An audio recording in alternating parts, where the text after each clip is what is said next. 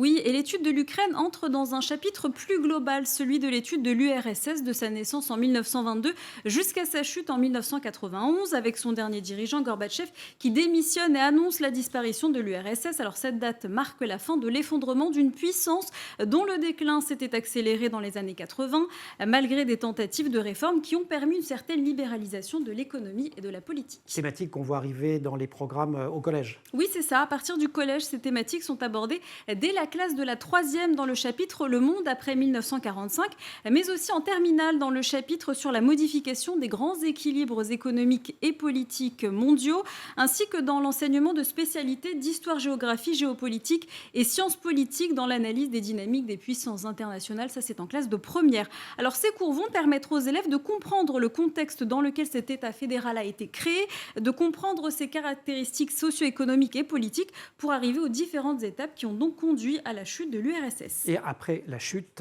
l'ère post-soviétique, elle aussi, est étudiée. C'est ça, et cette étude s'inscrit dans le chapitre, je vous l'ai dit tout à l'heure, Le monde après 45, dès le programme de la troisième. Alors après la chute de l'URSS, eh bien la Russie a vu son espace géopolitique se recomposer en se rapprochant de l'Asie centrale et de la Chine pour faire barrage à l'expansion des États-Unis. Alors ce sujet est traité en On le retrouve première. en spécialité géopo, comme vous l'avez dit. Je dis géopo comme les élèves, ça fait jeune.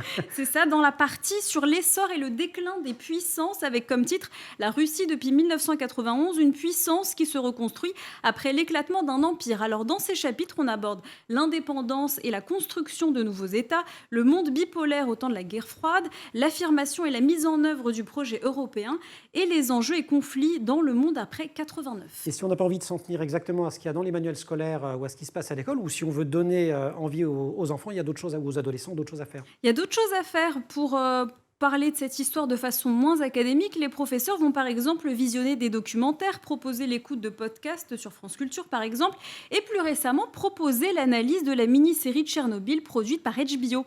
Alors cette série est Saisissante, cette série. sortie en 2019 qui retrace cette catastrophe nucléaire survenue dans la nuit du 26 avril 86. On vous le rappelle, le réacteur 4 de la centrale de Tchernobyl, situé à l'époque en République socialiste soviétique d'Ukraine en URSS, explose après un test de production mal contrôlé, provoquant ainsi le pire accident nucléaire de l'histoire.